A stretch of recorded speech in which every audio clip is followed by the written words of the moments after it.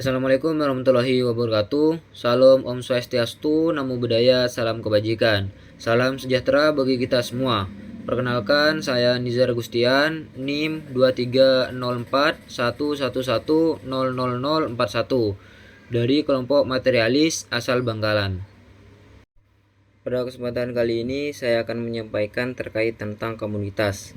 Yang pertama terkait tentang GDSC, Google Developer Student Clubs. GDSC atau Google Developer Student Club adalah sebuah komunitas yang dibuat oleh Google dan ditunjukkan bagi para mahasiswa di presiden universitas yang berminat mempelajari sebagai skill seperti teknologi yang Google gunakan, membuat sebuah event dan mengembangkan skill dalam dunia developing. Google menaungi 4 komunitas, yaitu 1. Google Developer Groups atau GDG. Yang kedua, Women Teachmaker. Yang ketiga, Google Developer Experts. Yang keempat, Google Developer Student Clubs. Tujuan GDSC. GDSC merupakan program yang dibuat oleh Google dengan tujuan memfasilitasi mahasiswa perguruan tinggi di dunia untuk mempelajari teknologi seperti software dan berbagai jenis hardware. Sejarah GDSC. Awal mula Google Developer Student Clubs pertama kali diluncurkan oleh Google pada tahun 2017. Program ini didirikan sebagai pengembangan dari program sebelumnya yang disebut Google Developer Groups atau disebut dengan GDG, yang terutama ditunjukkan kepada para profesional dan pengembang berpengalaman. GDSC ditujukan secara khusus pada mahasiswa di berbagai perguruan tinggi dan universitas di seluruh dunia. Tujuan utamanya adalah memfasilitasi pertukaran pengetahuan teknik, berketerampilan, pengembangan, serta kreativitas di kalangan mahasiswa. Sejak diluncurkan, GDSC telah berkembang menjadi jaringan global yang melibatkan ribuan mahasiswa di berbagai negara. Program ini telah memainkan peran penting dalam mendukung pengembangan teknologi dan inovasi di tingkat akademik. GDSC menyelenggarakan berbagai kegiatan seperti seminar, konferensi, dan hackathon. Mahasiswa anggota GDSC memiliki kesempatan untuk belajar keterampilan teknis, berkolaborasi dalam proyek-proyek teknologi, dan terlibat dalam komunitas pengembangan yang dinamis. Mungkin pembahasan terkait GDSC cukup. Selanjutnya tentang Koelit. Koelit kepanjangannya yaitu Komunitas Linux Trunojoyo. Komunitas ini lahir pada tahun 2008 yang diberi nama Koelit, Komunitas Linux Trunojoyo.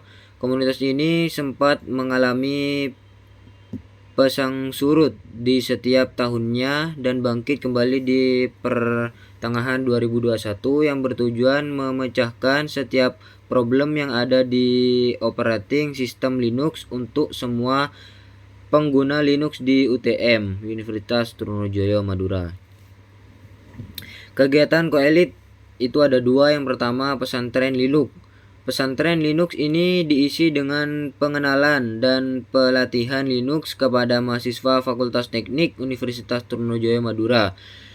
Pelatihan dalam acara pesantren ini dibagi menjadi 2 tahap. Tahap pertama, pada minggu pertama, peserta ditunjukkan bagaimana mudahnya melakukan sistem operasi Ubuntu, pengenalan sistem Linux, dan perintah-perintah dasar Linux.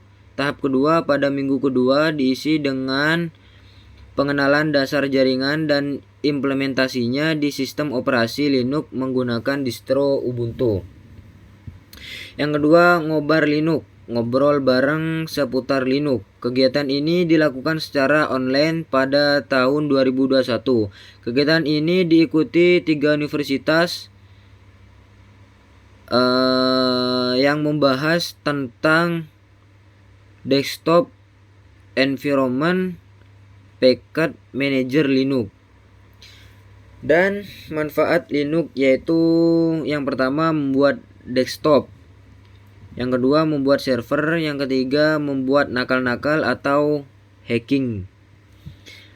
Adapun struktur koelit, yang pertama yaitu koordinator 1, koordinator 2, sekretaris, dan juga bendahara. Keuntungan Linux, yang pertama sumber terbuka atau open source.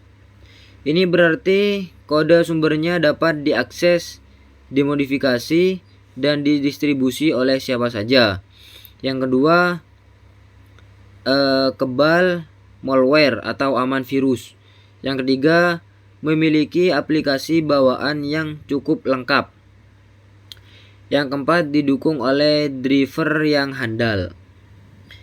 Dalam Linux itu tersedia banyak distro. Yang pertama yaitu BlackArch. BlackArch adalah distribusi pengujian penetrasi berbasis Arch Linux yang menyediakan sejumlah besar alat keamanan cyber. Yang kedua, Ubuntu. Ubuntu merupakan salah satu distribusi Linux yang berbasis Debian dan didistribusikan sebagai perangkat lunak bebas. Yang ketiga, Red Hat. Red Hat adalah sebuah perusahaan yang menghasilkan produk seperti bundle Linux, komponen komputasi, cloud, produk middleware, alat manajemen cloud, dan container management. Yang keempat yaitu Kali Linux. Kali Linux adalah distribusi Linux open source berbasis Debian yang ditunjukkan untuk berbagai tugas keamanan informasi seperti penguji penetrasi, riset keamanan, forensik komputer, dan rekayasa terbalik. Yang kelima, Linux Mint. Linux Mint merupakan distribusi Linux berbasis Debian Ubuntu yang bertujuan untuk membuat sistem operasi yang modern, elegan, dan nyaman, yang kuat dan mudah dipakai.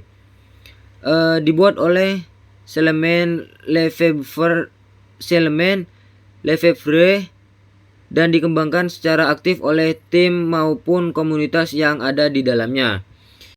Yang keenam yaitu CentOS. CentOS adalah sebuah distribusi Linux sebagai bentuk dari usaha untuk menyediakan platform komputasi berkelas enterprise yang memiliki kompatibilitas kode binar sepenuhnya dengan kode sumber yang menjadi induknya.